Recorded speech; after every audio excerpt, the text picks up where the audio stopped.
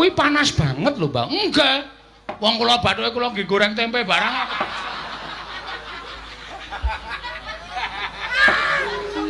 Ngono to enggak.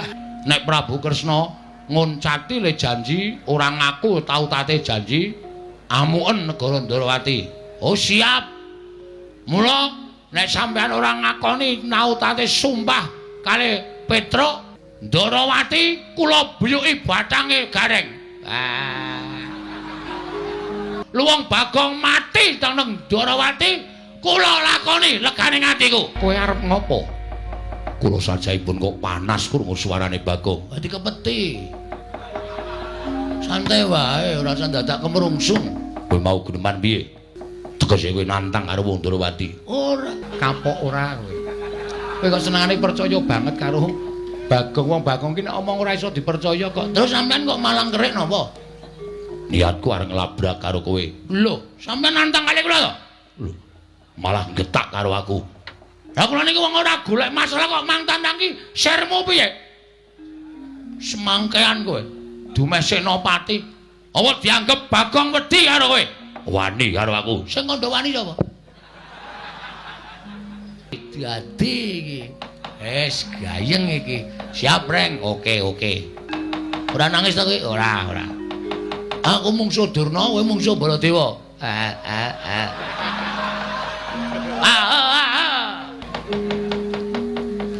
Iki sing arep nglamar Prantawati iki wong loro, sapa wae?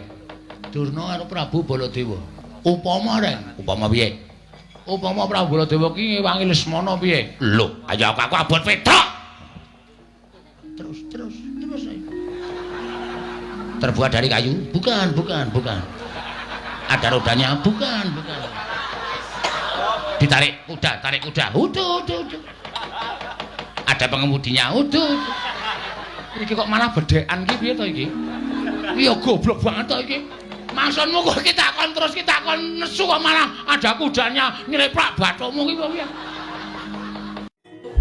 Al-Fatihah tujuh Kiseno Nugroho. Bismillah.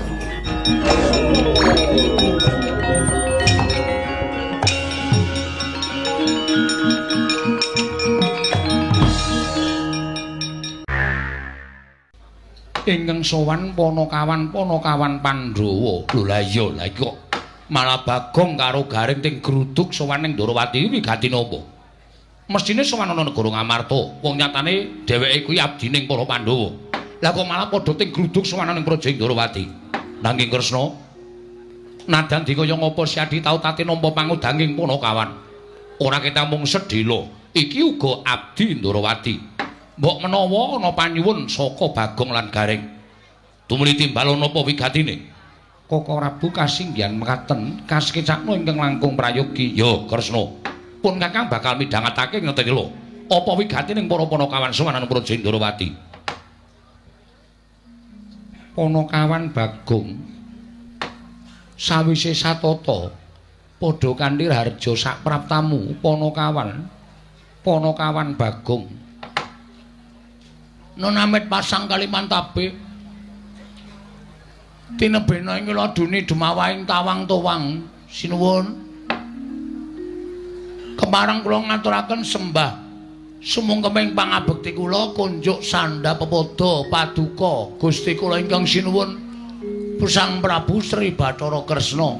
Iya Bagong ndak tampa ora liwat pangestuku tampanana kula pundi nggo jimat paripen dayanana ing kasantosan prayoga nanggonmu lungguh. Nun inggih sanget anggen kawula ndadosaken jimat. Kok ora Gareng ingkang eneng ngarep. Antaraning kowe karo Gareng kuwi tuwa Gareng mestine ingkang munjuk atur luwih becik lamun ingkang sepuh. Gareng niku nembe kening penyakit gejala bisu.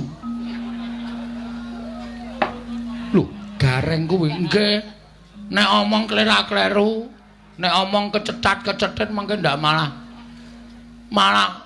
ngleling semi niki sedalam rangka terapi supaya mari cangkeme. Mbok sik apik to, Gong. Urung-urung kowe kok sak tembung-tembung kok nglarake ati. Lah gene iso guneman apik. Nggih, niki nek apik guneman ming pisan pindho, mengke nek kesuwen gagap. Cilaka nek nganti gagap, wah ngisen-isen ke mula kula mawon sing matur. Iya iya wis ora dadi ngopo. Kowe karo Gareng padha wae. Sami mawon. Sami-sami abdi negara Ngamarta lan abdi panjenengan. Sinuwun Prabu Sri Bathara Kresna. Iya Bagong. Nune nggih. Ah, sapa iki? Kok kaya wong kepenyak cengele. Bagong wae padha raja sapraptamu Bagong. Woi, Penemban Durna. Oh iya iya. Loh, sampean salah alamat. Loh, salah alamat piye? Kudune nek Durna metu niku jejere Ngastina. Niki Ndarawati kok sampean melu teng mriki. Oh, aja kleru penampa Bagong. Aku sowan nang Praja Ndarawati ana wigati bakal tak aturake marang anak Prabu Sri Bathara Kresna. Oh, mekaten. Iya, iya. Slamet tekamu, wilujeng lering Sambikala. Bekti kula kunjuk Penemban. Oh iya iya tak tampa, pangestuku tampanana. Kula pundi nggo jimat paripin dayanane kasantosan. Gareng kowe padha raja sak praptamu, pangestunipun Penemban Durna wilujeng niring Sambikala. Ngandel ora. Kesuwen mesti gagap. Oh tak tampa gawe pangestuku tampanana. Kula pundi nggo jimat paripin. Dayanana. Raos sing batos kuku kula Penemban. Wah, isin tenan aku. Sesone aku lunga rasa melu rek. Lah melu ya ora apa-apa.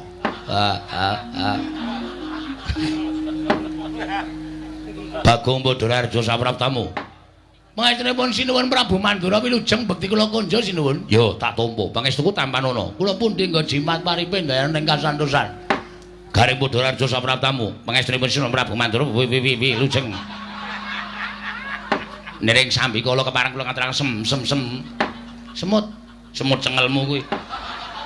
Sembah pangabekti kula kunjuk. Ya tak tampa. Ya ditambake Gareng. Nggih. Kuwi Ponokawan wigati. Nek wanci gegojekan, mengko nek kowe kaya ngono kuwi omongane ndak ora cetha ditampa dening para pamirsa. Nggih ngestaken dawuh. Ampun kuatis mengki kula bakal panu cengelmu pados tamba. Bagong Padhararja sapraptamu. Panjenenganipun Ndara Sencaki wilujeng bekti kula kunjuk. Yo, prayogakna Bagong. Nun nggih. Gareng Padhararja wilujeng Ndara Sencaki. Sik, sareh sik, dileti rada-rada bekti kula kunjuk. Nah, ngono. Aja langsungan ndak gagap. Ya Gareng prayogakna. Nun inggih sendika. Rada ado-ado ngono kok ndak gagap.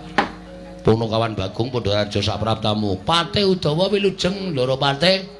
Bekti kula kunjung nggih Ndarawati.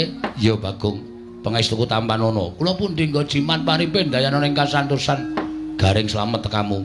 Pangestunipun Ndarawati wilujeng suwi ora dolan ning Widara Kandhang. Wong ke wis sawetara wektu kula mboten dolan teng Widara Kandhang. Kaya kenal apa to? Kenapa dekulmu mlacar kowe? Ora ngece ta, Gang?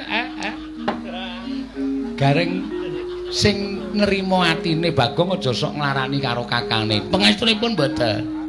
Bagong, dalem ana wigati apa sowan? Apa diutus dening bapakmu? Apa diutus dening Pandhawa? Apa pancen saka karepmu dhewe? Sampun dipun keparangaken matur sinuwun. Iya wis tak keparangake. Matur sembah nuwun. Nek wonten lepat atur kula Diagung Pangaksami kepareng ngaturaken lebah Siti Sekul. Kleruwe kok mempeng. Apa ora biasane tebah kok lebah. Lebah ngentu bathukmu ki apa? Ya ora nesu. Aku kan wis sama. Ora sama. Sesuk tak setrikake cangkeme. Nangis meneh. Anggerane kok tebah Siti Sekul binung teling ron kelapa. Apuren ta mbok bilih wonten lepat kula nggih kula munjat kersa Paduka Sanata Prabu Sri Bathara Kresna. Jernyatanipun kula menika namung kawula alit. Jernyatanipun kula menika namung piantun ngandhap papanipun. Iya. Mila kiranging tata krami Kirange ngunggah-ungguh kula nyuwun sumunturing samudra pangaksami. Wong dheweke iki ora petha matur kok unek-unekke kakangne. Sapa sing ngrenengi? Lho. Baladewa dunekke sapa ngrenengi? Iya Bagong ora dadi ngopo. Mara gage matura, apa saka karepmu dhewe? Mboten. Apa diutus para Pandhawa? Mboten. Apa diutus bapakmu? Mboten. Lah terus diutus sapa? Mboten. Diutus sapa? Ngapunten kula niku ngantuk e. Lho. Ora kena ngantuk. Diampet Bagong. Mekaten inggih. Mboten diutus bapak, mboten diutus para Pandhawa, mboten diutus Ndara Janaka, mboten diutus sapa meneh ya? Para Pandhawa. Nanging sowan kula menika diutus dening Kang Mas kula.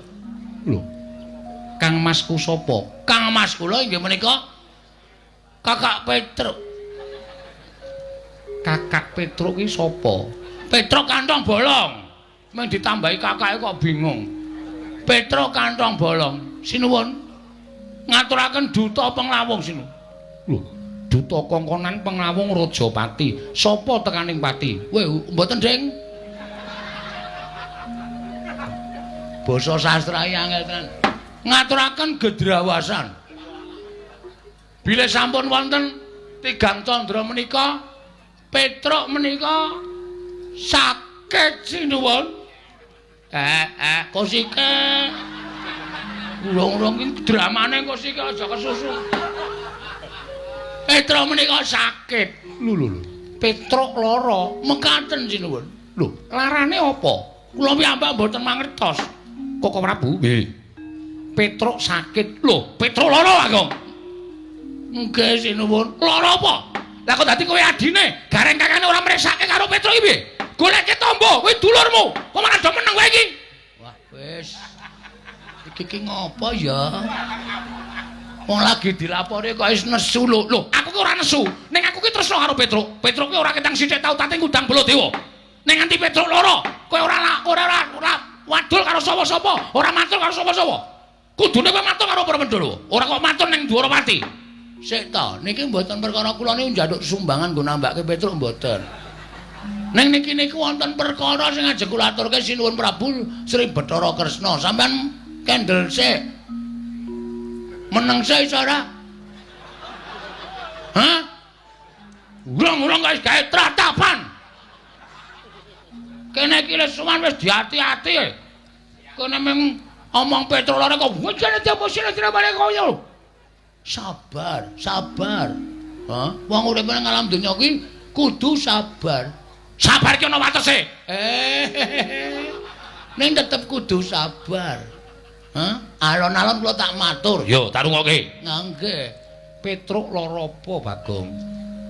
Kula mboten ngertos. Dokter niku mboten menemukan penyakitnya. Lho. Dokter ora nemokke penyakite. Mboten. Jaman semanten pun wonten dokter nggih, wis ana. Ora apa-apa nggih. Kula gawa teng Pak Mantri niku, Pak Mantri malah meng nyedaki bakul kuwaci. Jan wis ora tata. Awong di teri wong lara kok blas ora dipriksa. Malah dhek ngombe obat sedina ping 3 jan wis.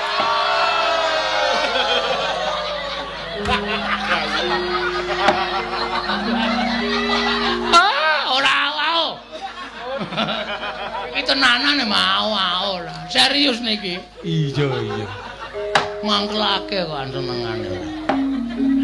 Lah terus sapa sing goleki penyakite utawa lelarane Petruk? Ha, nalika semanten kula pun matur ta niku kula presake teng dukun nggih, dukun niku pun diteropong nggih. Napa jenenge niku? Semprong. Niku ya ora ana penyakit napa-napa. Terus dipriksa diadiane niku nggih ambegane normal, jantunge nggih sehat. Ah terus Kula niku bingung lha kowe jane lara apa ta, Tru? Lara kok mangane biasane sedina ping 3 kok sakniki ping 5. Lho, mangane malah akeh. Mangane malah akeh. Awake saya lemu nika. Kok lara? Ning pancen awake panas. Nek kula demek ngangge telapak tangan niku kira-kira ya 58 derajat. Kuwi panas banget lho, Bang. Enggak. Wong kula bathuke kula nggih goreng tempe barang.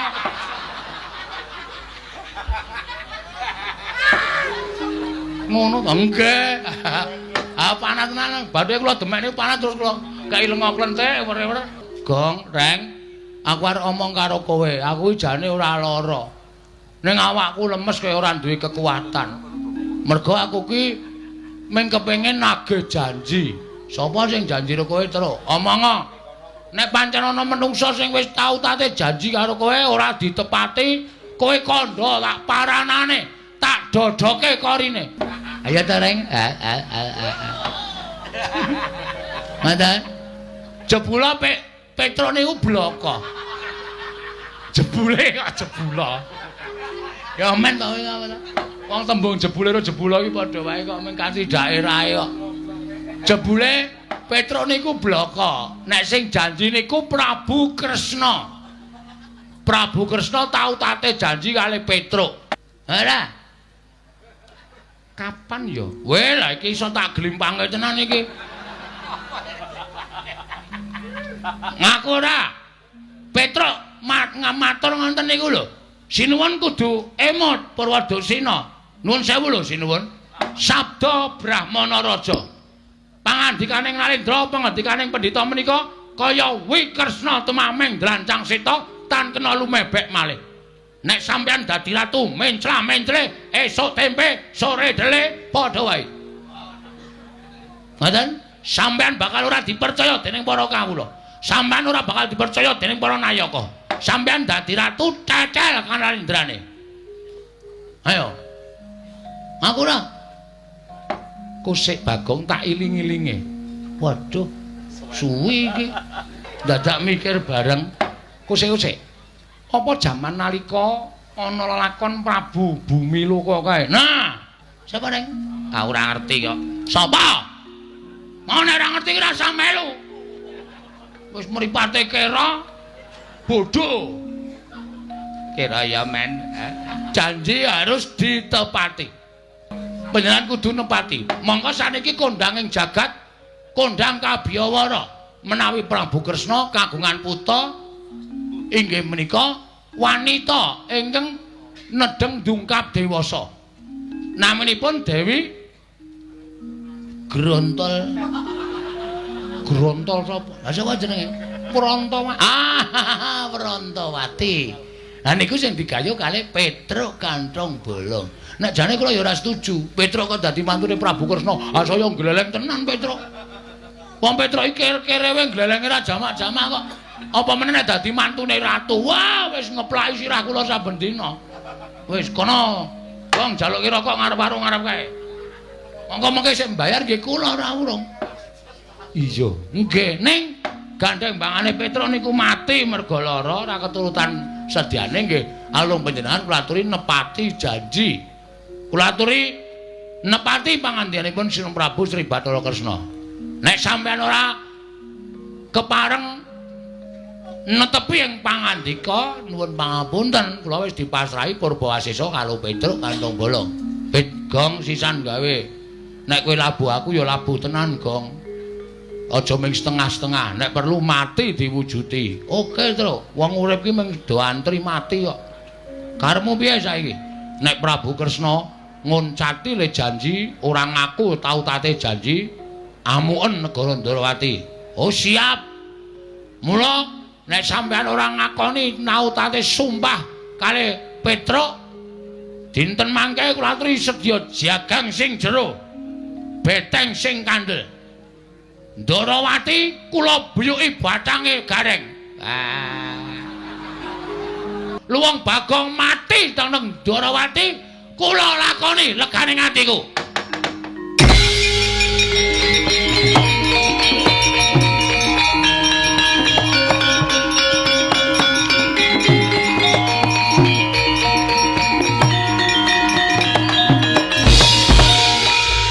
Ki-Ki. Bono Timbalan. Kowe arep ngopo? Kula sajaipun kok panas krungu suarane Bagong. Dadi kepeti. Santai wae, ora usah dadak kemrungsung. Kowe mau guneman piye? Guneman nek Rantawati ora diwenehke Petruk, tak aturi jaga jagang sing jero beteng sing kandel. Tegese kowe nantang karo wong Ndrawati. Ora, kapok ora kowe. Kowe kok senengane percaya banget karo Bagong. Wong Bagong ki nek omong ora iso dipercaya kok. Terus sampean kok malang kerik napa? Niatku arep nglabrak karo kowe. Lho, sampean nantang kali kula to? Lho, malah getak karo aku. Lah kula niki wong ora golek masalah kok mang tandang ki sermu piye? Semangkean kowe. Dumeh Senopati. Apa dianggep Bagong wedi karo kowe? Wani karo aku. Sing kandha wani sapa? Sabar sareh, lenggah sing prayogi mriki, lenggah mriki. Ngapurancang ning ngarepe ratu kok malang kerik sak penake dhewe. Kagungan rokok mboten? Ora. Go tak caosi. Niki ngimbing rokok dum-duman. Kapok ora kowe sencaki kalah karo Bagong. Niki niku sing nesu dudu sampeyan kudune, nek sing nesu sampeyan nek beda lakone.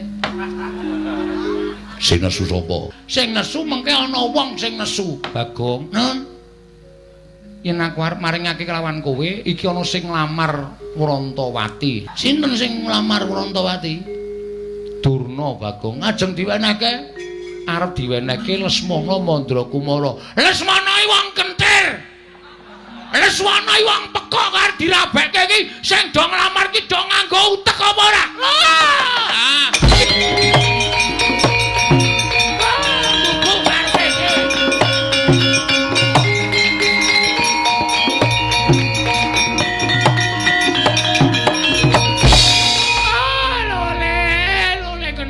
Gimbal manyar-manyar.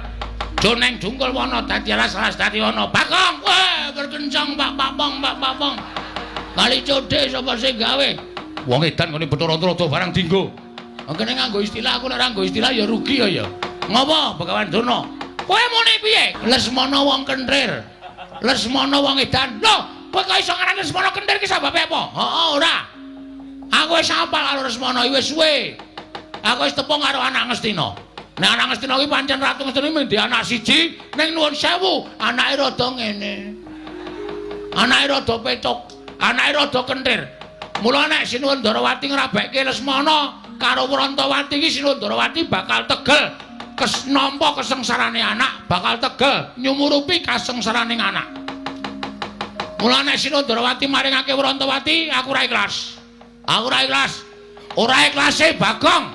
Merga aku bakal kelangan kakangku ya kuwi Mas Petruk. Nek nganti ora kelakon dawuh karo Wrantawati, Petruk bakal lara. Nek Petruk lara, gedene tekaning pati, aku kelangan. Nek ngono nang kene padha-padha ngalape Wrantawati. Saiki ngene wae. Digawe sayembara. Sayembara apa? Sapa sing iso ngalahke Begawan Durna? Bayangan Wrantawati. Dadi iki.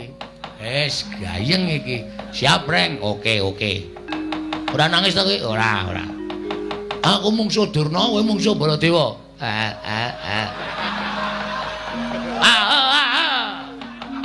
Niki sayembara sampean. Teng pundi pamane wong neter kanthi dayan? Wah, metu jaba. Wah, cundha manik jeblok pertempur.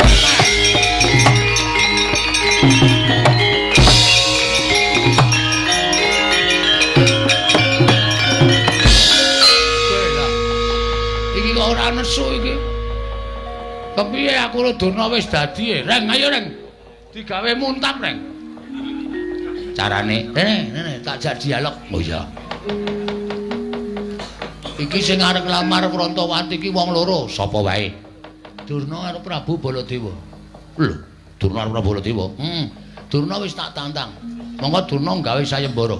Upama Reng, upama piye? Upama Prabu Baladewa ki ngewangi Lesmana piye? Lho, ayo aku abot Petruk. Terus. Terbuat dari kayu? Bukan. Ada rodanya? Bukan. Ditarik kuda. Udah. Ada pengemudinya? Udah. Iki kok malah bedekan ki piye to iki? Iya goblok banget to iki. Maksudmu kok kita takon terus kita takon nesu kok malah ada kudanya nyeliprak bathumu ki piye? Ayo radong kok ya. Ora ngerti kok ya. Sing arep lamar ki wong loro. Wong loro. Siji Durna, loro Prabu Baladewa. Reng, apa? Aku wis musuh Durna nek Prabu Baladewa melu nesu piye? Wah, Ratu Mandra ki wedine mung karo aku le. Ratu Mandra ki ora wedi karo sapa-sapa ning wedine karo aku. Nek kowe musuh Begawan Durna, musuh para Sata Kurawa ora sadi. Nek engko nata Mandra Prabu Baladewa melu-melu aku tandinge iblis lanat cangkepe sapa kowe muni kaya ngono.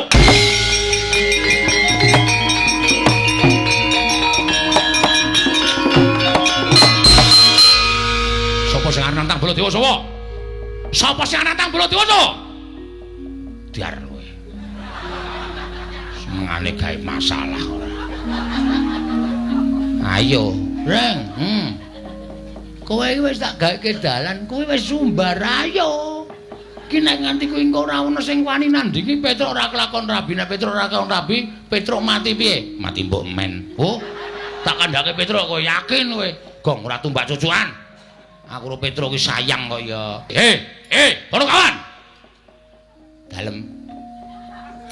Sing arep nantang Baladewa sapa? Sing arep musuh Baladewa sapa? Sapa? Ora ono ngarwani karo Baladewa kok ya. Ya Kang ya.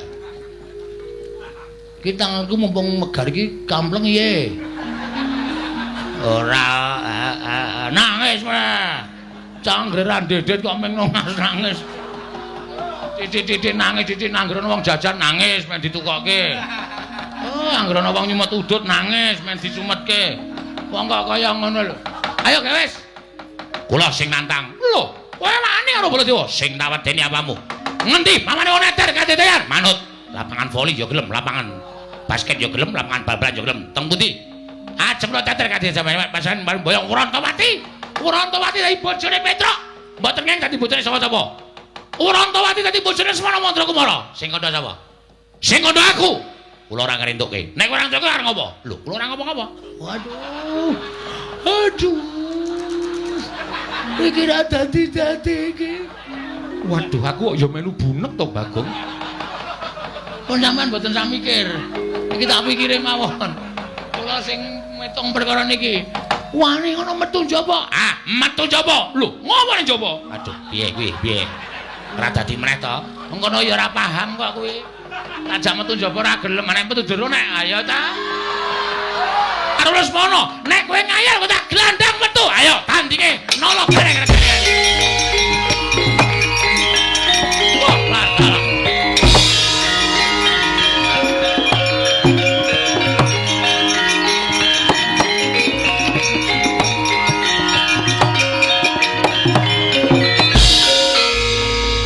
Lah iki piye wong nantang kok ora dirampungi wis padha mlayu metu kok malah do tetenguk. Ya alon-alon metu kok dipaksa. Ya Reng, ayo. Aku ya alon-alon.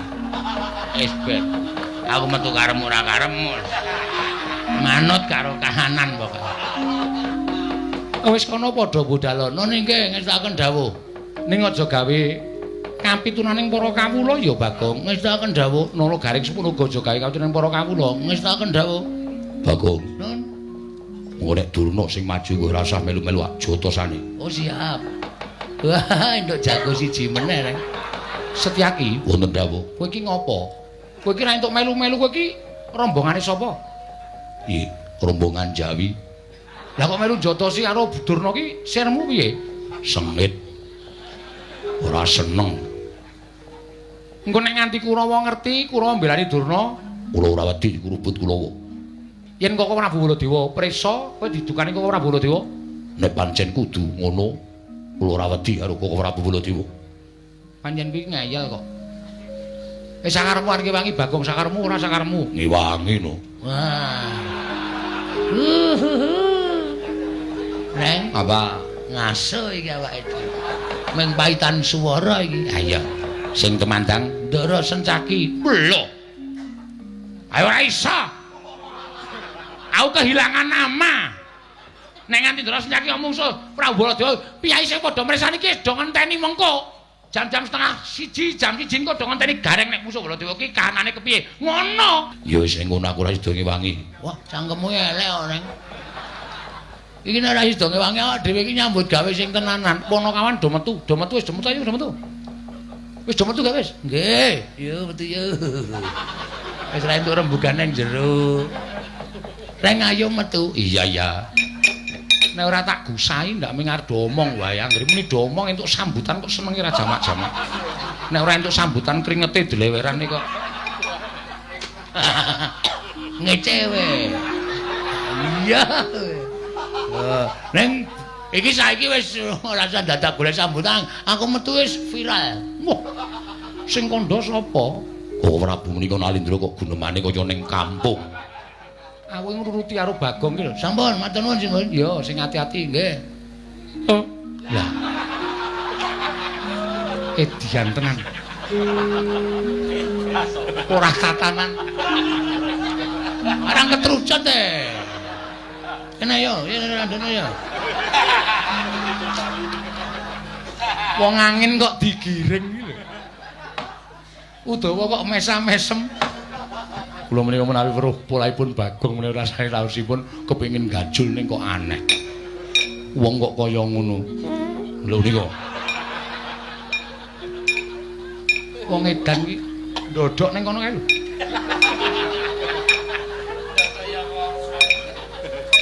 Setyaki wonten timbalan.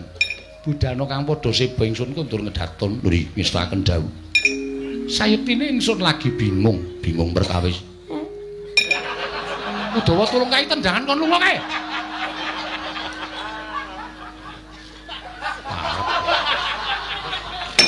Ngapae? Jare arep metu isih ngadeg nang kono. Iki nang nggo mlaku matal-matal e. Budana kang padha seba. Nggih, ngestaken dawuh. Wonten napa paduka kula wau paring dawuh. Bilih paduka sajaipun nendheng Sunggawa. Pusaka Ndarawati oncat. Pusaka Ndarawati oncat. Iya. Senjata cakra ilang saka padokaning pusaka.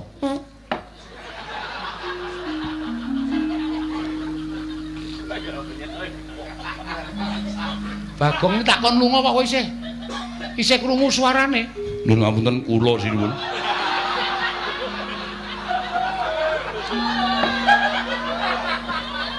Udawa.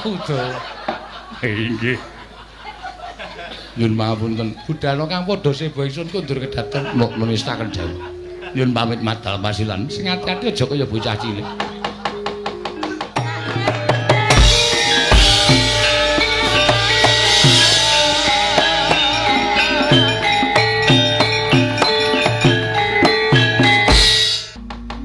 Iki mesti bakal dadi perang gedhe.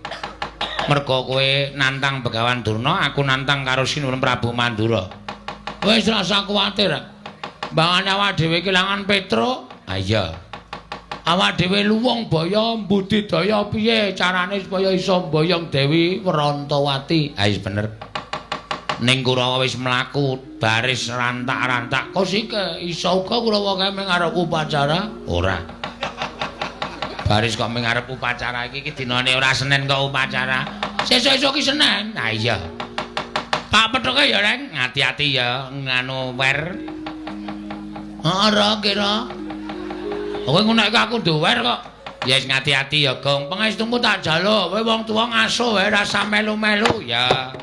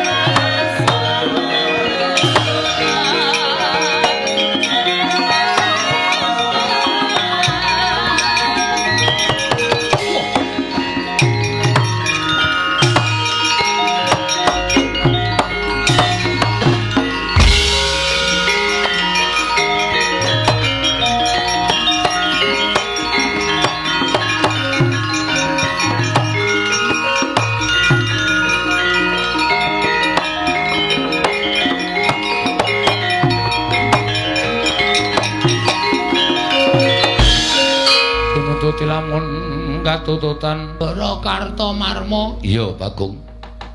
Aku sing goleki karo kowe. Nek mbon ketemu manut tak bondo, tak princung sikilmu. Didhawuhi dening Bapa Penemban Durna kinen ngundurake kowe aja nganti pisan-pisan mboyong lawan Dewi Wrantawati. Ngerti yo, Dewi Wrantawati bakal didhawuh dening ya kuwi anakku Lesmana Mandra Kumara. Semanten ugi kula, Ndara. Nek nganti kula wangsul gagal mboyong Dewi Wrantawati, kula kelangan Petruk, mula mbangane Petruk mati, mongko Petruk menika rol-role Panakawan. Petruk niku anake bapak, nek Petruk mati bapak sedih. Nek bapak kula sedih, wong sedih niku mesti kencokan penyakit. Nek bapak kula sedih kencokan penyakit, bapak kula lara. Nek bapak wong lara niku kembange mati. Petruk mati, bapak sedih, lara, mati. Wah, ya iso tumpes kelor. Mula mbangane Petruk mati, luwung kula mawon sing kudu iso budidaya ngalahke Kurawa. Lho. Wani karo Kartomarma. Sing tak wedeni apamu? Wani aja linggo ning ngisor. Ayo ngadeg padha karo Kartomarma. Nandhake yen pancen kowe sewani karo Kartomarma. Kula teng ngisor mawon. Sebab ya apa? Wis kula seneng teng ngisor. Pun kula teng mriki mawon. Wangkal karo Kartomarma candhak. Siramu tak jebleske lemah, pecah dadi loro. Weh, wonge akeh kok mung dadi loro. Deke pirang-pirang men adil. Wah, kowe iki geneman cara apa? Cara wong. Kene marganing patimu pangga tak ayoni Ndara Kartomarma.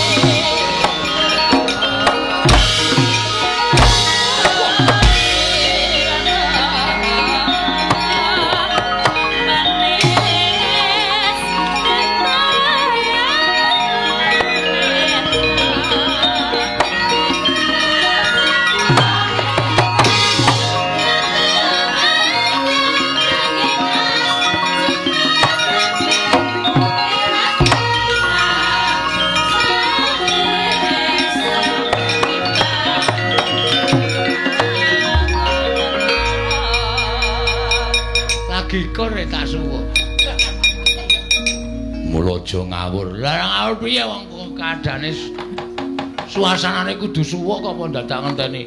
Nane rebo ducung lu mayu mungkur.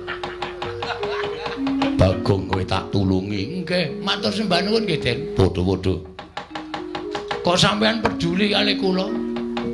Sing sae niku sampean peduli kali bencana mboten kali kula. Bagong, non. Aku ra mentolo yen to kowe diajar para sata Kurawa. Iki mau kowe dikapake karo Kartomarma. Rekae nggih kaya arwani ning jebana pancen kula niku wong kalahan. Diantem, banting, duncalke kula wis matek iki.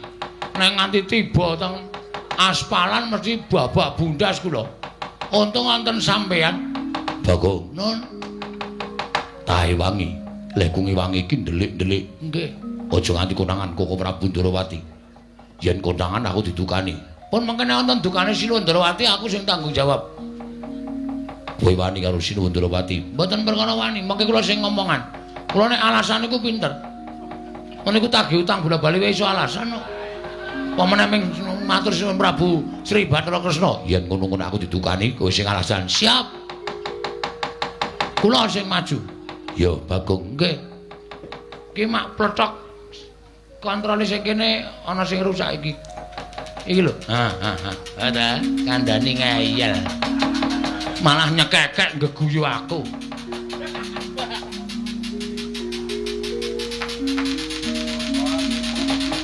Yo. Pun tindak mriko. Yo, Bagong.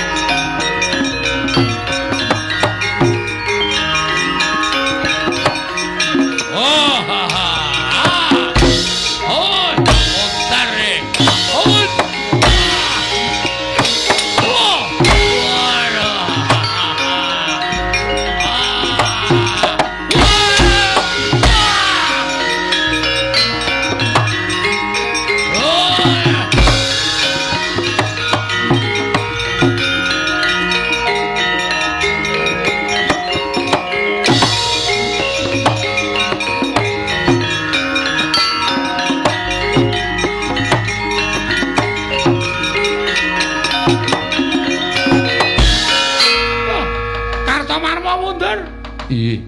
Bopo menemban. Ing ngatasé musuh Bagong kok kalah. Kowe iki derajate kadang nata lah kok dadi musuh Bagong kalah ki piye? Mboten Bagong yang majeng. Lho sapa? Setyaki. Setyaki? Iya, kasinggihan. Setyaki ngamuk punggung. Sanjahipun Setyaki mboten mentala nyumurpi Bagong dipun kroyok dening para sata Kurawa. Tumunten piyambakipun tumandang karya Kurawa bubar mawut mboten kanten-kantenan. Lah kok dadi Setyaki melu-melu ngewang karo Bagong iki kepiye? Wong Darawati iki ngerti adil apa ora?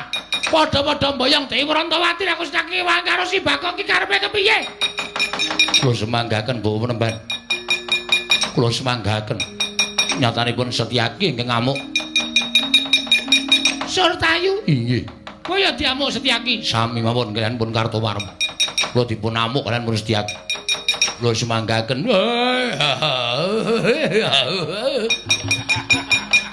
Kersasana kok maju dhisik. Ha iki lekae yo mendang paripurna. Ndang rampung kula iso ngrangket Bagong jebulane yo. Bagong diwangi Setyaki. Cah cilik nek tumandang jeblas-jebles. Kula semanggaken Bapak Penemban. Kula semanggaken kula mboten iso mungsuh Bagong merkono pepalange Setyaki. Gugu karepe dhewe panesmaning jajaran. Ya, nadyan kowe diwangi Setyaki apa kira-kira Setyaki wani nandhi kridaning Nalendra Mandura.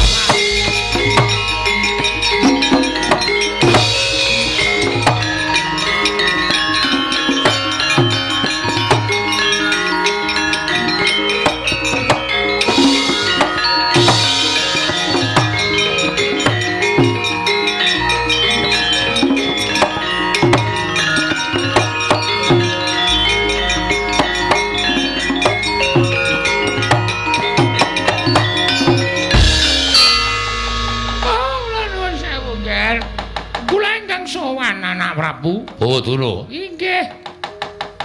Sampeyan kok mundur niku pripun? Oh, inggih kula ingkang badhe munjatusa patung anak Prabu Baladewa. Jebul pinanggipun tiyang Darawati menika mboten adil. Lho, mboten adil kados pundi? Nyatanipun Kurawa majeng badhe nyepeng dhateng pun Bagong. Bubar sanganing para sata Kurawa bubar mawut. Nungsung kuyang numbuk bentus. Mboten wantun kaliyan Bagong. Lho, ing atase Kurawa kok kalah karo Bagong ini lho.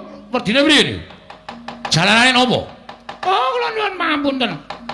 Nuwun sewu, nggih, nuwun sewu. Ingkang perang menika sanes Bagong. Lho, sing perang dudu Bagong lho sapa sing perang? Ingkang perang menika Setyaki. Bagong dipun rencangi Setyaki. Lho. Kyai Prabu Darawati ora elek-elek karo Setyaki. Jenenge wong Darawati ora adil. Setyaki ae Bagong. Yen ngono Baladewa ngewangi sata Kurawa.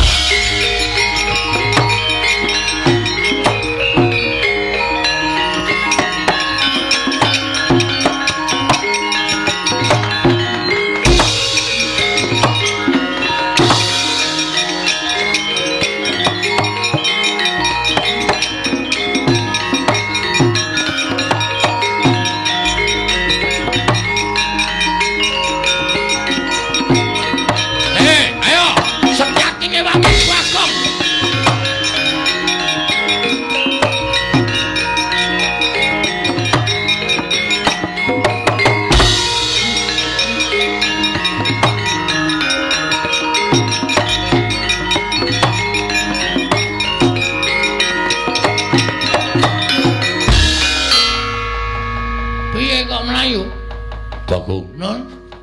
Aku lengi wangi cukup semene wae. Waduh. Lek golek tenaga kangelan sampean mboten ngewangi. Bagong, non. Sing maju dudu Kurawa meneh. Sapa? Kowe Prabu Mandura, mongkong gawa Kyai Nenggala. Sumbar-sumbar yen Setyaki ngewangi Bagong, Kowe Prabu Mandura ngewangi Kurawa. Saiki wis maju ning pabaratan gawa Kyai Nenggala. Sampeyan wedi? Ora wedi, ning aku wedi yen didukani Koko Prabu Darawati. Aku engko sing ngomong. Tenang to. Iki ana MC-ne. Ora usah kuwatir, aku engko sing ngomong Prabu Kresna. Nek Prabu Kresna pancen arep nyalahke karo sampean. Sampean bener. Sampean niku mbelani kalih kula. Kula wong ringkih, kula wong cilik, kula wong bodho, kula ming kawula. nek kira-kira kurajeng dikeroyok Kurawa sampeyan duwe rasa mbelani niku tukul saka jiwa kasatriyan sampeyan. Iya, nggih. Ora usah wedi. Mungsuh Nenggala wedi. Nenggala pusaka ampuh. Gunane apa Setyaki duwe gada wesi kuning? Jupuk. Tantang Baladewa, Nenggala karo gada wesi kuning menang endi? Ngono. Kok meng ngono kok mundur. Wah, dipiki presane bayi akeh. Isin Setyaki Senopati Ndarawati kok wedi karo Nenggala. Gada wesi kuning diturun Nenggala kira-kira menang endi? Men disekseni piyayi akeh. Ngono Bagong ke? Ya.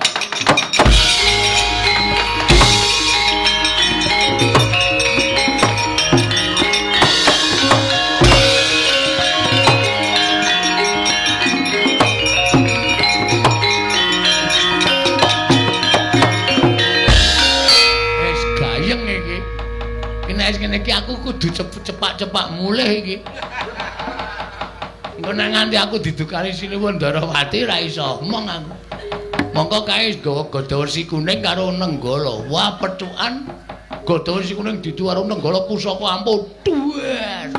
Sinuwun Ndarawati clorot. Ana ngopo Setyaki? Ren, ngapa? Montore jukur saka parkiran. Iya. Ayo mulih. Kae iki selah-selane angel. Mulai ya siap-siap mulai saiki le iso mangkat engko sore. Wah, kowe iki nggo kendaraan ya bosok. Oh, tekan kono-kono. Ayo karang ki wong seneng-seneng kaya gong ora.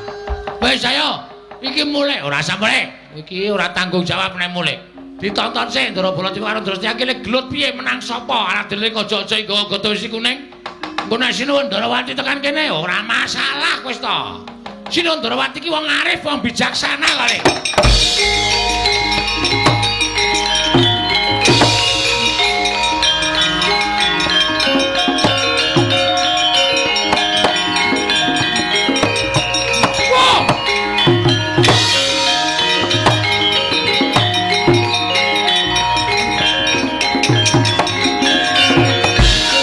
Wah, edan pancen Setyaki wis diniyati tenan yen to belane karo si Bagong. Lho, ngliga pusaka ngarep ruji Kyai Gada Wesi Kuning. Dasar Purnyata. Koko Prabu pancen wis niat belani Kurawa gawa Kyai Nenggala. Mentala karo Bagong, mentala karo Setyaki. Wong Tegelan kudu dimungsi wong Tegelan. Lho, kowe wani karo Baladewa? Nuwun sewu, mboten ateges kula wantun. Nek Bagong tekane pati saka Kyai Nenggala kula ora nrimake. Kok gawa wesi kuning? Yes, Ben, ayo jajal ditu. Wesi kuning karo Nenggala menang endi? Edian, ora edan iki tenanan. Lho. Weh, ada. Arep nyoba pusaka kadewatan. Jojo Kyai Nenggala. Diban gada wesi kuning pecah. Ah, mati tenan aku. Tak tegeli kok ora bus. Setyaki, Setyaki.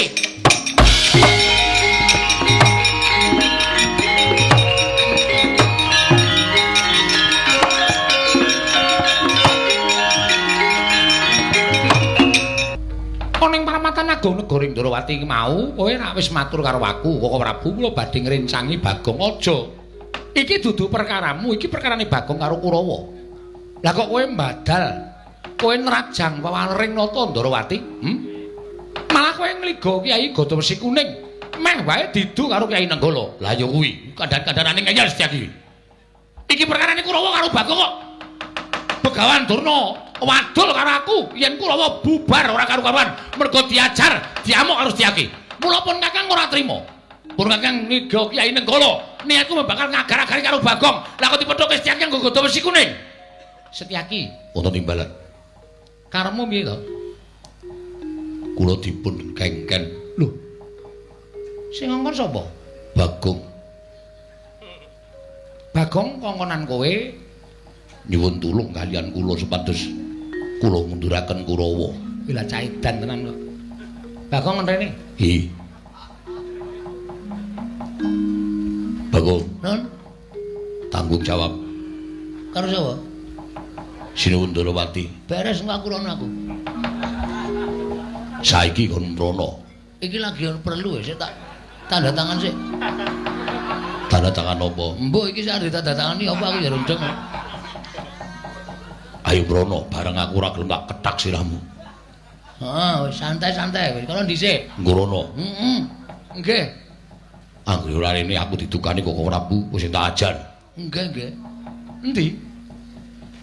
Mangger mbiyen. Edan timbali ratu kok semoyo. Bagong. Bagong, Nun. Rene. Pripun? Kowe iki kok edan to? Lah sebabe? Sing ngakon Setyaki ngajar Kurawa sapa? Mboten wonten. Aja edan. Kowe iki ngapa ta kowe iki? Kusike santai wae. Iki kok ki tronjonge tekan kono. Ndak usah kuwatir. Kok muni mboten wonten? Awal kata-kata kudu ngono. Santai lho. Lah kok dadi Setyaki omong nek kowe sing ngakon. Ah, niki sejarahe ngeten kula critani. Ampun suriyen. Kula diajar Kartomarma. Iya. Candhak Kartomarma duncalke ling Kartomarma. Dislametke Ndara Setyaki. Ndara Setyaki nyelametke kula. Kula kontal kudune tiba teng aspal napa teng watu pecah sirah kula. Kali Ndara Setyaki disaut cek diduk alon-alon. Terus suwuk gamelane. Terus kula rangkulan karo Setyaki. Matur nuwun nggih, Den. Padha-padha ngoten. Kok sampean sayang kali kula? Aku ra ketang sithik tau tok udang tok omong kok, Gong. Berarti sampean tresno kali kula, tresno. Nek kula lara, aku melu lara. Nek kula mati, aku layat. Ngoten niku. Sing muni ngono niki Ndara Setyaki. Nek kula dijotosi wong sampean weruh niku kira-kira ati sampean pripun? Aku ra mentolo. Padahal kula dijotosi Kartomarma. Lenggah. Bagong tak aturi. Apa jeneng kuwi? Ngaso. Kurawa tak ajari. Ngoten niku sejarahe. Lah tegese Setyaki Wonten dawuh. kowe ora dikon Bagong. Gong mbok tanggung jawab. Iki engko tekan kono, santai wae to. Lagi tak rembug. Saniki kula tak takon karo sampeyan. Iya. Nek Setyaki duwe rasa welas kali kula kleru.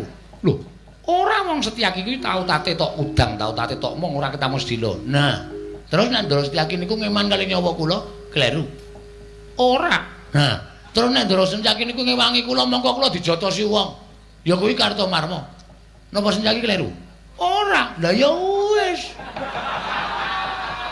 Ora kleru kabeh kok sampean niku. Kuwi lah dalah edan iki. Ora edan iki asli. Matur nuwun Bagong. Padha-padha. Santai mawon. Iya. Koko Prabu. Nggih. Kula nuwun sewu, kula ingkang nyuwunaken pangapura. Lho, linggo ngapur to. Iki minggat to. Oh ya omong kok ya. Nuwun pangapunten menawi Setyaki nggadahi krekat lan karekat kados mekaten menika. Namunipun ra inggih memper to Prabu. Lho mesti Setyaki ngitung-ngitung. Kurawa tekan niki sing nggawa aku. Ing ngembeta panci panjenengan. Ning nek Kurawa didhawuhi karo Begawan Durna kon njotosi Bagong menika napa ya memper. Lah Bagong menika namung ijen kaliyan Gareng, mongko Gareng awakipun kados mekaten menika. Tangane cekot sikile bejing mripate kira kon perang. Ampun rasane Gareng. Gareng nek dineke mripate cekot, sikile bejing tangane cekot itu nangis. Oh lho jaluk ngapura. Wah, wis santai reng, wis ora Ndara Kresna ketrucut kok. Arep mulai wae aku, Kang. Bar iki mulai ya. Menika kula suwun sewu, menapa inggih panjenengan mentala. Terus sakniki kula nuwun sewu. Ya wi. Namung sami-sami badhe ngrebat dhateng pun anak kula Wrantawati kok direwangi gegeran ngono lho. Menapa mboten nami lingsem? Lho, sing marahi dudu aku. Inggih, sakmenika sampun.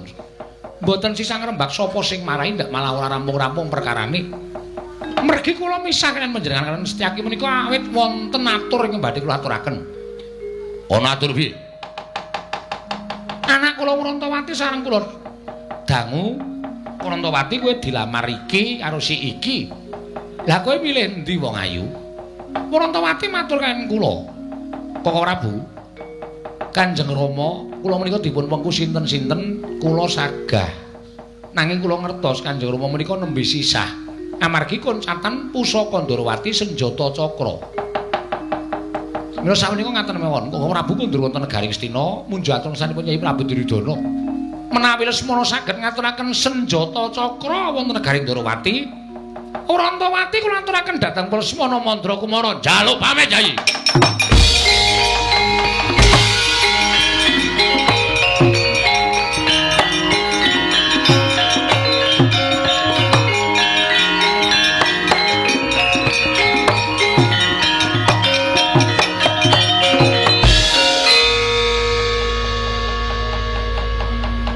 Menapa semanten ugi kula nggih ngaten menika? Iya Bagong, aku ora bakal wola-wali. Urantawati matur kaliyan aku Kanjeng Rama, yen to nyuwun pamit durung. Durung aja kesusuman ketok kaya Prabu Baladewa. Wong kowe kok kaya Prabu Baladewa, gareng kon mrene. Apa? Timbali Ndara Kresna. Nah, yen ngene komplit aku le dawuh ora kepenak to. Kok suwe men ra teka-teka? Sikile niku becik. Dadi nek mlaku niku suwe. Duh keseron aku mesti krungu kae. Anggere diecele cacat nangis keloro-loro. Lah.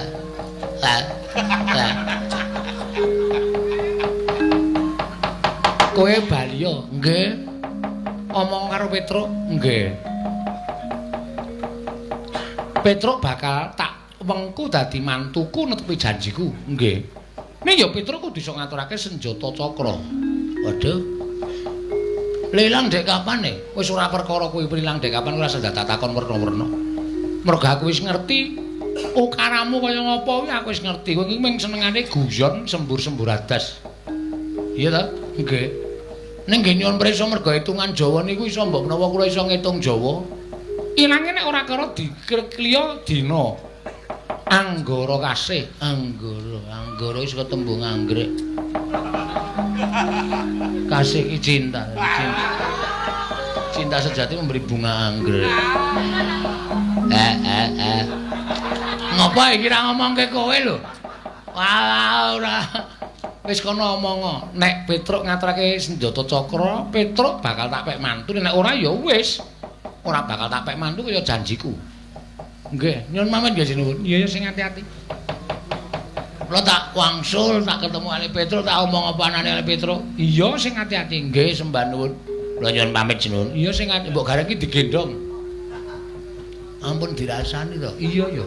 Lali aku.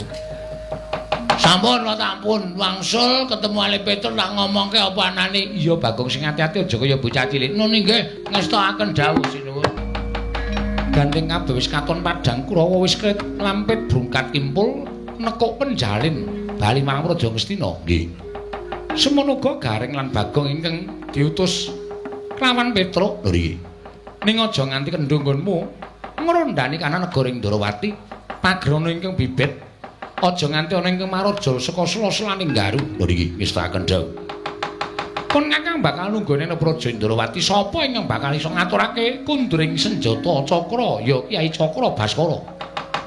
Bakal tak paringi triman ya kuwi Atmajaku Dewi Urantawati. Lho nun ngestaken dawuh monggo kok ora kula dherekaken. Ayo sedherek Dimas kadhahipun Kakang Garbaruci.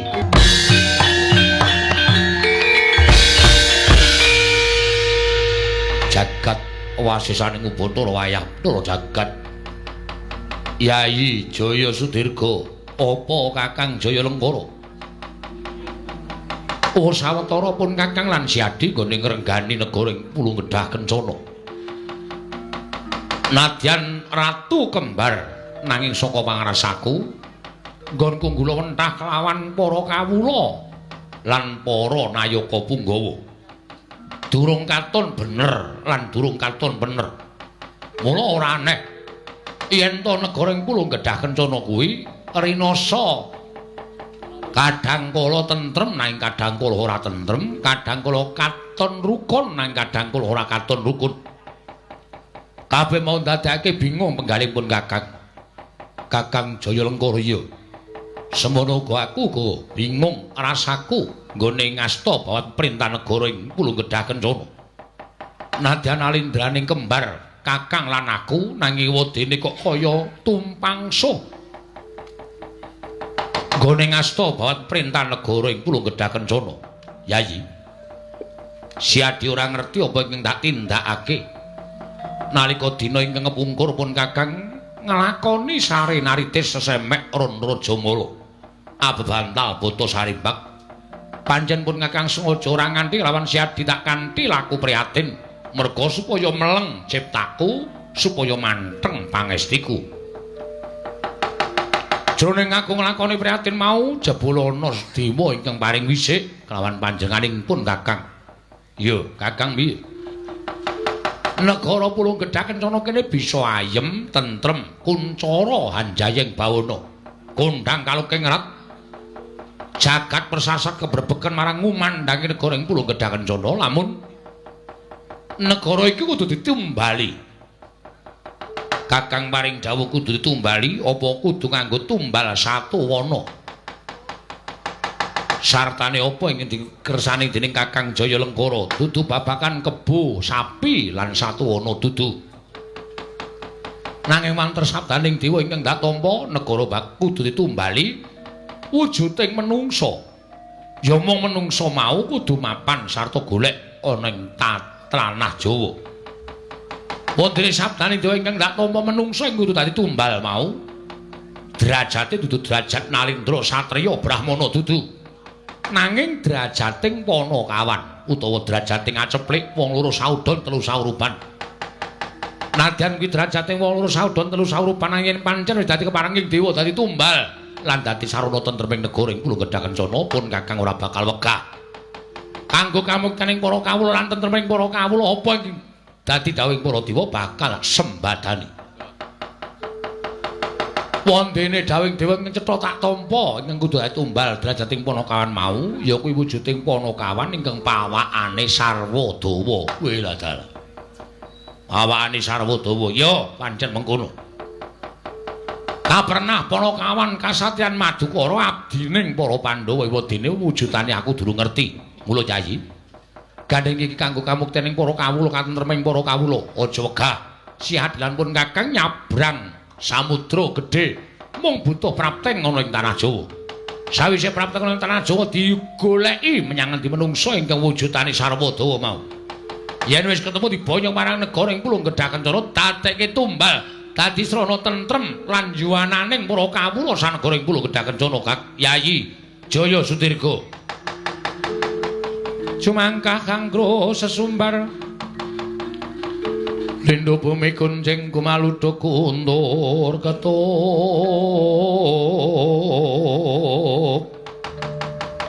lumembak penyu kang kumambang ing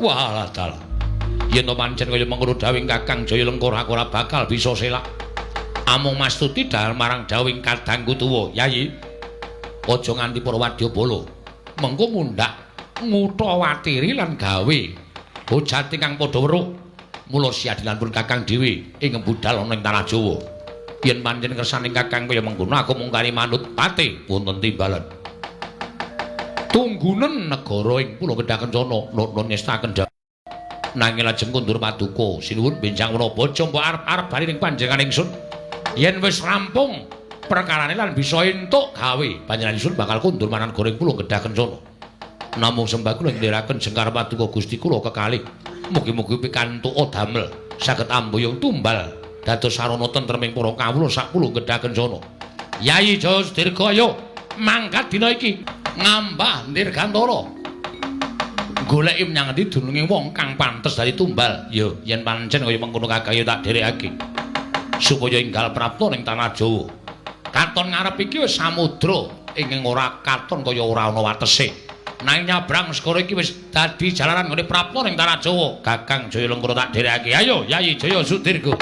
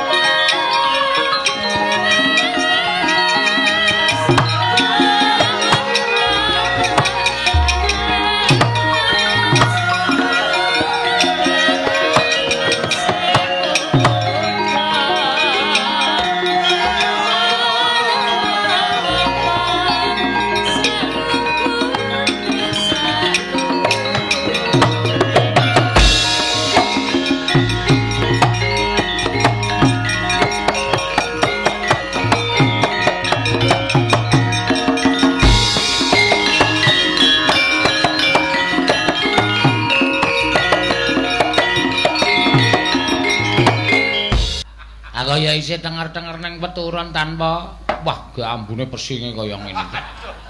Iki gek ora mentas kowe iki. Monggo nek jero omah ki ra eneng wong lho.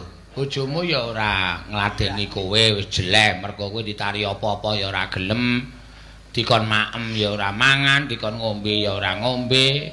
Monggo sik gaweke bojomu kraya-raya anggere esuk tangi masak, kowe ora gelem mangan. Nek ana wong masuk angin. Tak ombene ora. Aja ngundang. Petrus saya lara. Sakit, Tru. Pirang-pirang dina ora nyambut gawe. Waras ya, Tru. Iki aku mau wis ketemu karo Sinun Prabu Sri Bathara Kresna. Wis aku wis ngomongke nek kowe iki pengen nagih janji karo panjenengane. Ning Tru. Kowe krungu ta, Tru? Diwas aku ngomong oke-oke kowe ora krungu. Hamus Prabu Sri Bathara Kresna paring dawuh nek ngendi kuwi jenenge Ndarawati ki koncatan pusaka. Saiki kowe omong ndak engko ndak apa jenenge iki nek ora gelem omong ya lara ning terus ora bisu ngono kuwi, Tru. Sing kene iki sing bingung rasane. Kowe sing lara aku rasane kaya semplah ata debayuku, Tru. Kowe iki jan bocah. Apa ditembangke apa piye? Aku ora kuat tangi. Ha piye? Ora gelem tangi dicotot apa piye? Men tangi. Ora sembrono kan. Agene iso guyu. Kowe lucu. Masa kowe lucu ra entuk guyu. Kowe tak kaya ngapusi Mitra ya artine mung ngapusi mung adi-adi. Plotroke kathoke Geng ya. Aja wong loro diplotroke kathoke. Engko nek nutupi nek dhek langsung ngene berarti waras. Nek dhek langsung ora ngene berarti ora waras, ana ora sehat. Anggere aja edan. Kowe lara apa ngopo? Matur Bapak. Nala Gareng piye? Petruk pun bloko kalih kula, Pak. Bloko perkara apa? Jane piyambakipun menika mboten sakit. Ning pancen gugat istilahe. Gugat karo sapa? Kalih Sinuwun Ndarawati. Lah sebabe Petruk tau tati dijanjeni nek iso ngasta kundur pustaka Jamus Lima Sada badhe dipun pek mantu. Lah Petruk niku krungu nek Sinuwun Ndarawati niku duwe putra Dewi Warantawati. Truk, kowe iki ming drajating wong cilik. Kowe iki ming Panakawan. Ora usah dadak werna-werna.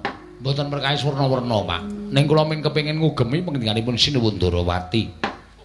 Malah Petruk wis utusan kalih ingkang putra Punala Gareng. Kowe diutus nendi? Wonten Ndarawati matur wigatosipun ning Sinuwun Ndarawati nggadahi pepanggil reruba. Nggadahi syarat nek pancen Petruk iki dikasih karo sing gawe jagat, mesti ora kurang jalaran nggonmu entuk srana ketemu karo senjata cakra. Nek pancen kuwi dudu pestimu, Warantawati dadi jodoh daumu. Nadyan mbok kaya ngapa nggenmu ngupaya senjata cakra ora bakal kelakon. Sing lanang to, Truk. Aja mringkus kaya wong wadon. Ngulir budi mikir, kowe iki mikira. Nek pancen duwe niat ya tumandang karya ora klekaran kaya wong lumpuh kaya ngono kuwi, Petruk.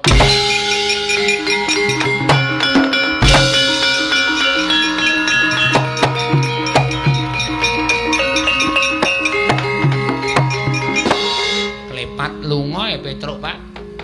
Wis ben lunga ya ben. Nek ora dingonokne ndak ora tumangkar budine. Ora mbudidaya. Nek duwe gegayuhan ya kudu wani. Mbudidaya ora mung enak-enak kapenak.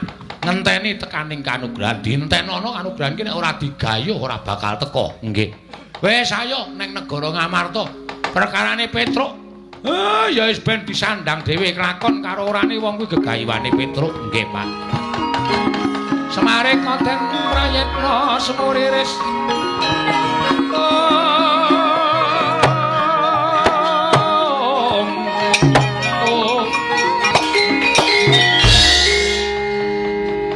Dek ngendikane bapak ning kok nyocok ning ati. Kaya iso nggugah karo rasaku nggonku mbudidaya. Lah bener ngendikane bapak. Nek ming tak tinggal kelekaran ito-ito aku lara. Nganti anggere esuk aku nyumet. Anglo tak keke ngisor tempat tidur men awakku krasa panas. Menek demek aku dongkarani aku lara. Lah nek tak ngonone terus ora bakal lakon. Ya, golekane. Ning yo nendi modal ora kowe. Coba. Monggo pus senjata cakra iki pancen ilang tenan goleki pusaka iki nek ora pancen wong pinter, pancen wong wasis, ora glakon penjangkaku. Ngesti karo Purbaning Wang Mahanasa. Purbaning dewa nek pancen Petruk dadi jodoh dhawuhing Kurantawati, mesti dewa ngewangi karo Panakawan.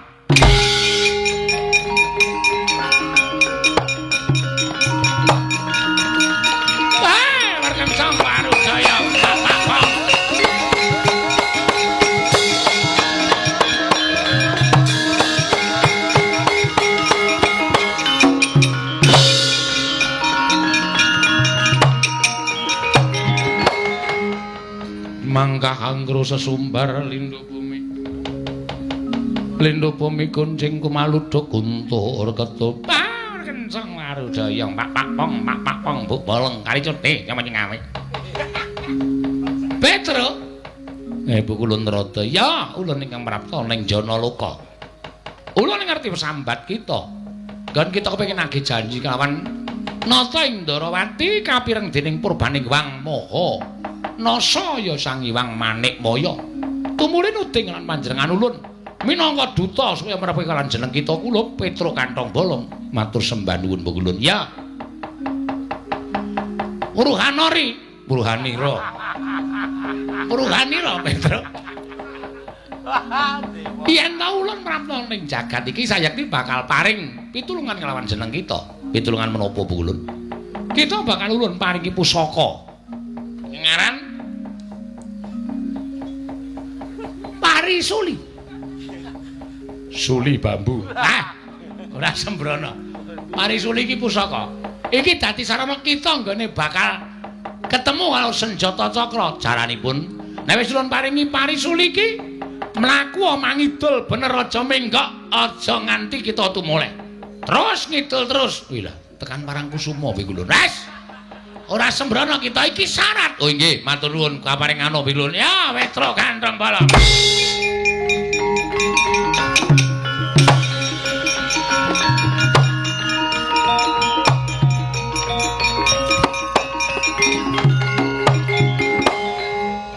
Nyuwun pangapunten. Parisuli napa bonsai?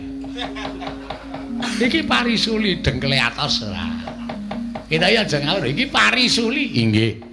Wis mengko yen bisa kita genake engko kita bakal ketemu harus senjata cakra. Matur sembah nuwun Bu Kulun. Ya. Lajeng kula nyuwun pamit. Sing ati-ati aja kaya bocah cilik ya Petruk. Nggih. Kula tak melampah ngidul menika mboten menggok. Aja menggok wis ta kita bakal ketemu srana. Engko kita bakal kasembatan panggayu kita. Matur sembah nuwun. Sing ati-ati Petruk Kantong Bolong. Enten apa to, Gus? Kekilapan apa Kakang Semar teka dadak dangu marang Puntadewa? Mangkir mbiyen. Kula niku namung abdi, kula menika namung batur. Kula mboten damang, kula mboten dong. Sing dikersake sinuwun Punta menika menapa? Kakang Semar dadi Wruhanira Kakang yen to ngamarta koncatan pustaka Jamus Miang Jimat kelima sada Kakang. Sewu lepat diagung pangaksami. Nedhengipun kula dejagi wonten alun-alun negari Ngamarta dumadakan tanpa mboten kanyana-nyana. Wonten Alindra kembar ingkang ngamuk sulon tanto nirbaya nirwikara. Ngamuk punggung wonten negari Ngamarta. Kakang Semar, Ndarawarku Ndara Janaka.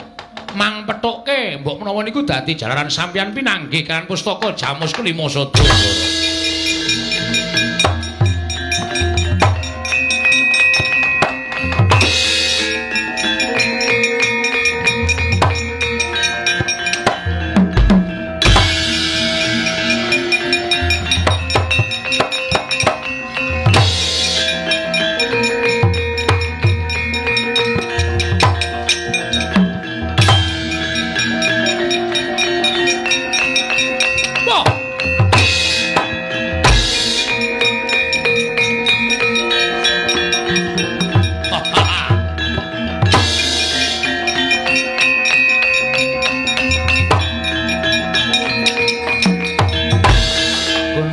ganjing langit kelap-lapaton lir kincang ing risang mawe gandrung Yayi Jaya Sudirga Kakang Jaya Lenggara miturut kabar sarta wasitaning dewa ingkang tak tampa Panakawan ingkang kudu dadi tumbal mau sayekti mapan ing negara Ngamarta iki wis tekan papan pernaing negara Ngamarta ora padha duduhke diamuk wae Kakang ayo Yayi Jaya Sudirga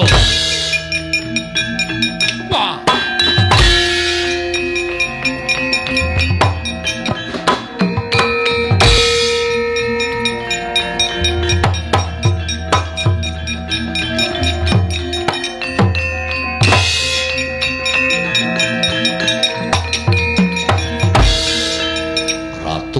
sapa Jaya Lenggara nalindring puluh gedha kencana ayo Pandhawa duwe abdi ingkang sarwa dawa pawakane tak jaluk tanggo tumbal wah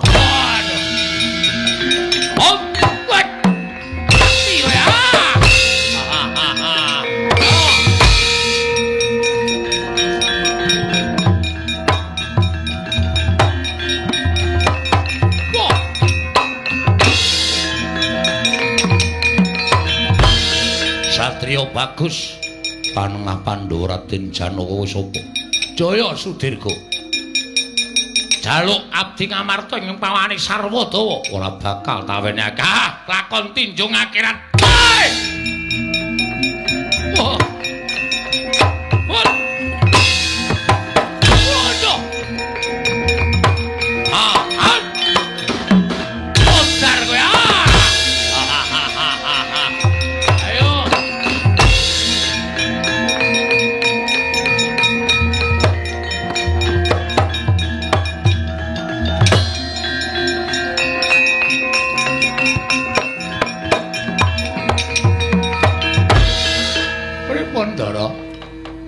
Ratu Kembar Nyata Digdaya ngisih siyung aku dicokot Kakang Semar awakku krasa ora duwe kekuatan pancen ora sak baene awiden golek wong sing iso ngalahke Ratu Kembar nika sapa pun to sampeyan mangetutke laku kula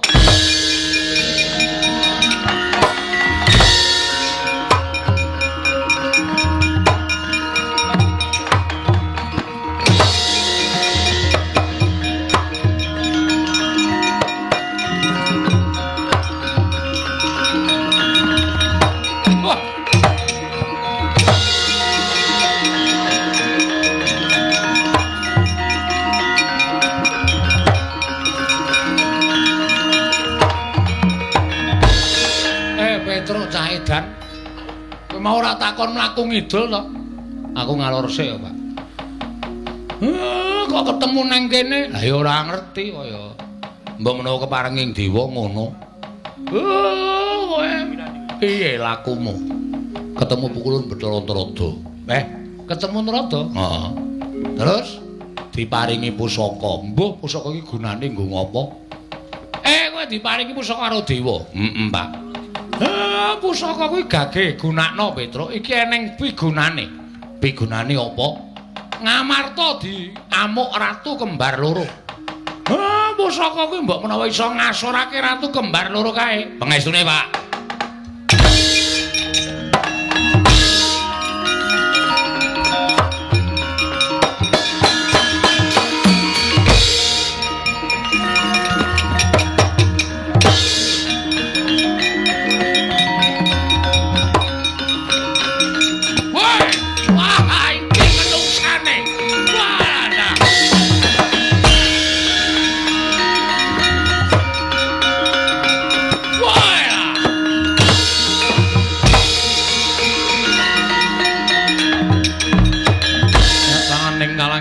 Gelar Pandan Moncar tinon lir kekonang surem sara tetahan padhang waladal Yayi Jaya Sudirga Kakang Jaya Lenggara iki menungsane ana menungsa pawakane sarwa dara irunge dawa cangkeme dawa tangane dawa wudele dawa sikile dawa mbok menawa iki ingkang kudu dadi tumbal negara Pulung Gedhah Kencana ora sakakan gunung tanpa guna dirangket menungsane dadekke bekakak ning negara Pulung Gedhah Kencana.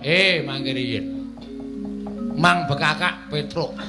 Ning carane sapi dijagal sik, Mas. Ora mung waton dicekel, teke sapa dicekel? Sampeyan iso mateni Petruk sasari Sandara Langit. Wah. Candak dadi tumbal, candak go ning negaraku, legane atiku.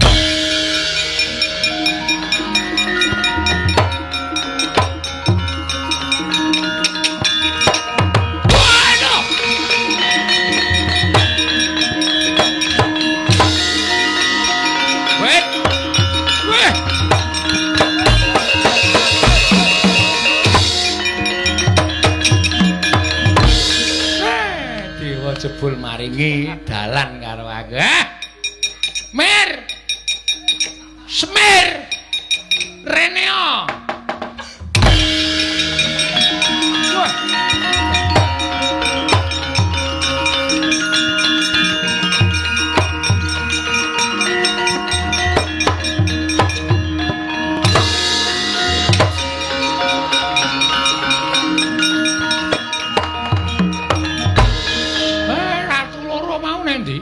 Mati, Pak. Ilang wujuding Ratu loro. Wujud pusaka iki ora pangling Pustaka Jamus Lima Sada. Nah iki senjata cakra. Iki sing tak goleki. Iki aku bakal dadi mantu ratu. Waduh, gleleng Petruk. Wah, saya sombong kowe asli. Kowe iki kerewe sombong kok. Apa meneh sugih. Saya ngewak-ngewakke tenan bejane dhewe-dhewe kok, Gong. Petruk. Pustaka Jamus Lima Sada ndak suwun. Ah, monggo ning senjata cakra kula sing balekke lho. Aku wae sing balekke. Wis. Karo sapa wardi alum sapa-sapa wardi alum. Kancane iki dingengei kok. Wah, jan gleleng. Terus aku adimu lho, Tru. Nduk ngopo? Aku ya ning mlebu metu Ndarawati ya bakale bebas wong kuwi adimu aku keluargamu. Ora iso. Sak aku nek dadi mantune Ndara Kresna pangkatku tumenggung. Wah, idia-idia. Tak kongkan-kongkon. Ora masalah nek susuke tak pek. Anggepe apa aku kan? Anjur susuke dipes mongko akeh susuke karo ning tuku. Anggepe sak penake dhewe. Wis ya panyun pangestu. Aku melu Petruk.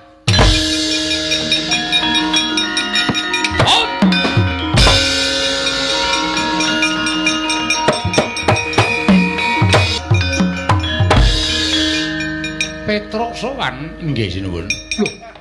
Ngesta pusaka Ndarawati nggih.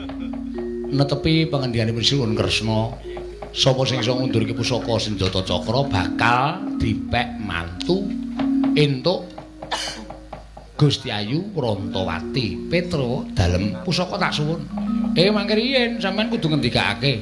Petruk kowe tetep dadi mantuku wonten pusaka kula kundurke.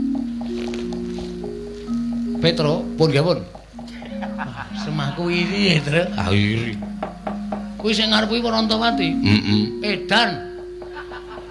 Enom banget lho, Tru. Oh ya semen. Oh ya tegel. Karo bojone kok ora tegel. Iki calon bojoku kok ora tegel ki piye? Wis separone umurmu ya semen. Ora urusan.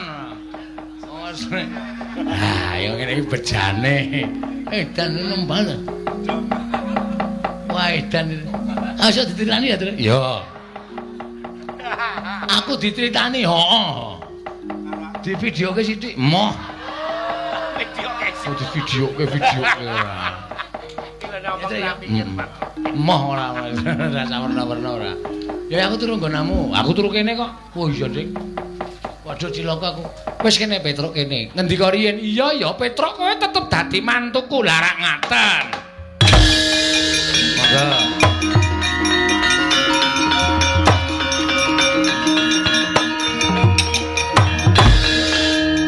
Rantawati, kula wonten dawuh jumbuh kelawan sumpahing wong atuamu kowe kudu nampa ya.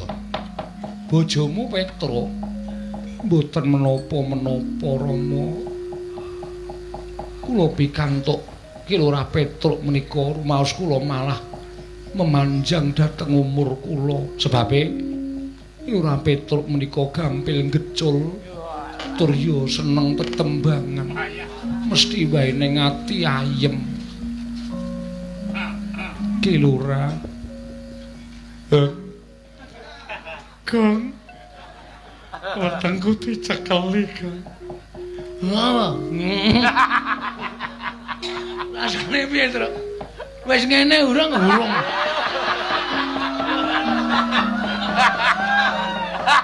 Aku iki biasae cekeli ngono wis ngono lho. Aku iki kelainan kowe. Ora wae ora. Brambang lanang iki ora. Bawang kok brambang. Aku ora. Edan Petruk ketrima tenan. Oh ya Wrontowati iki kok ya ora milih sing bagus apa piye. Hei. Ora ngawur. Kon njur apa-apa arep dipek apa-apa arep dipek. Petruk piye? Nggih matur nuwun dipun paringi bebungah kados mekaten. Ya wis, ora nang kene le do gocek-gocekan ngono ning mburi ana. Temuti. Nang mburi aku iki mantuku Ndorowati ki rak ya nggonamu. Alhamdulillah. Sepeda motor tegarasi ngono kula nggone. Nggonen kabeh. Lho nggone nabrak Bagong. Iya. Tak selenggarake ondasku terus. Ha iya.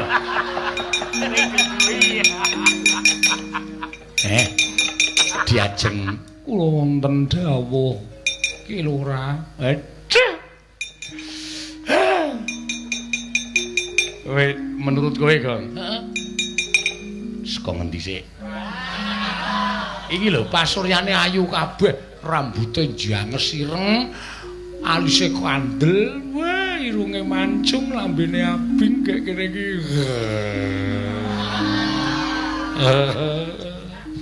Aku njaluk, wes. Tuwekan ora. Monggo Ki Lurah mancing wonten ing taman. Taman Pintar. Mboten. Mancing wonten ing Taman Sari. Ya.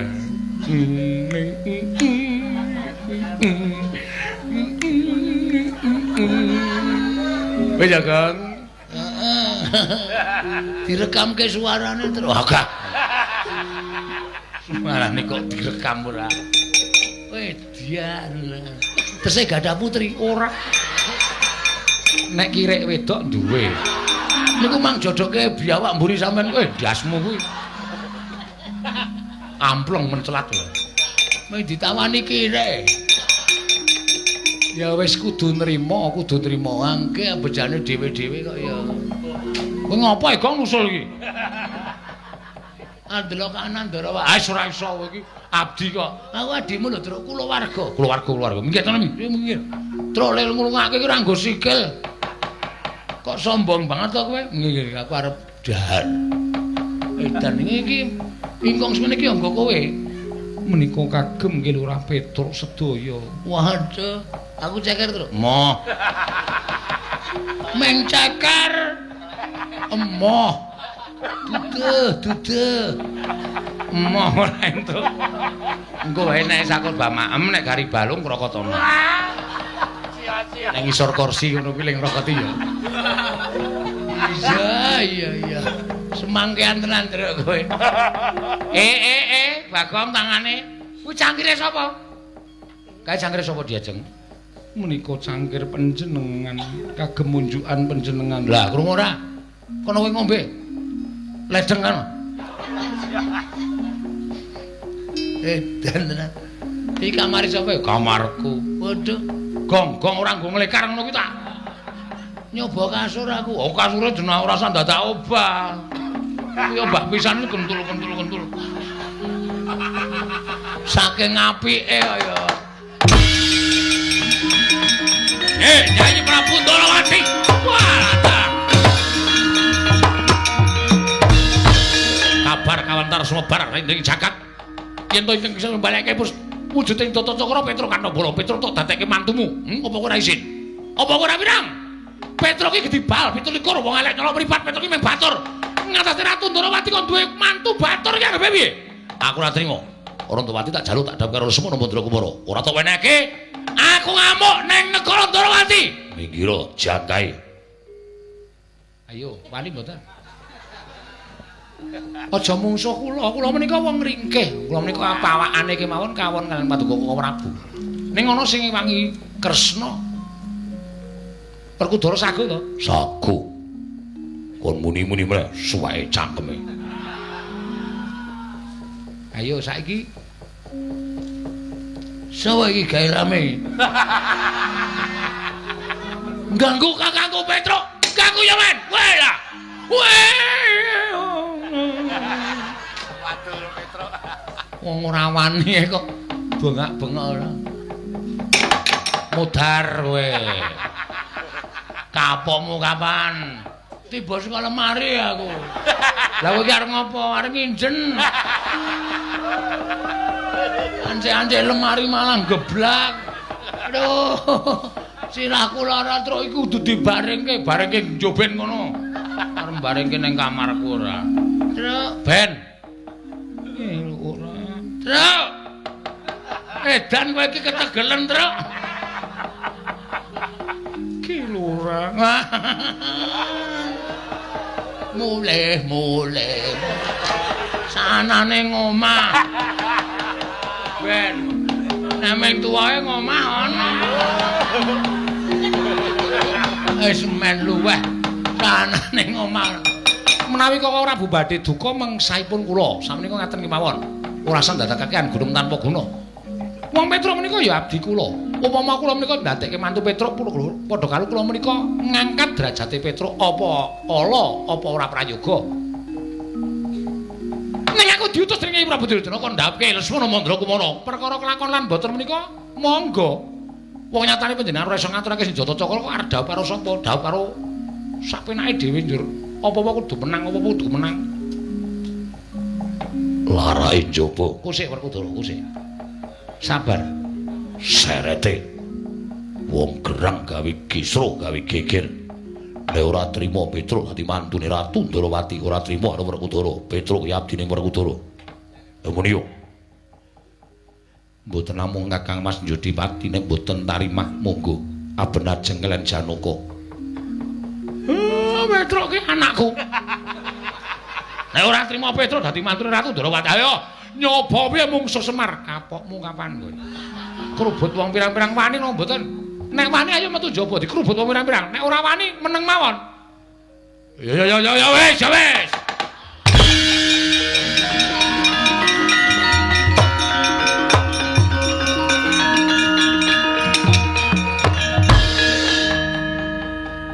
Ning Kurawa dampyak bakal njaluk Warantawati Werkudara. Nggih.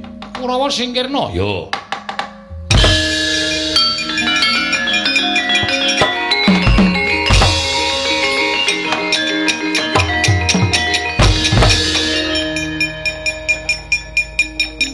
Wis rampung Kurawa. Lho. Wis Bagong. Wis krungu saka kene dogdrek dadi gajuli. Bubar kabeh delok nek ora percaya.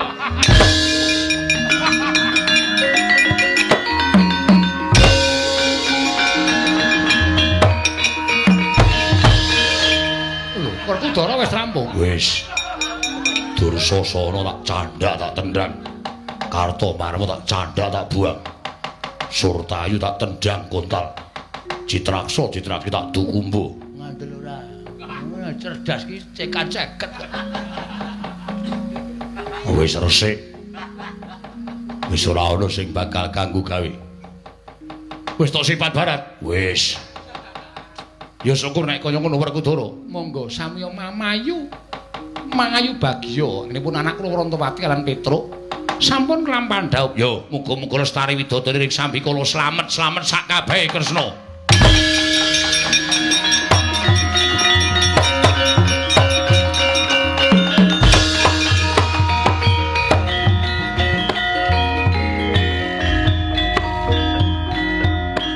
Assalamualaikum warahmatullahi wabarakatuh.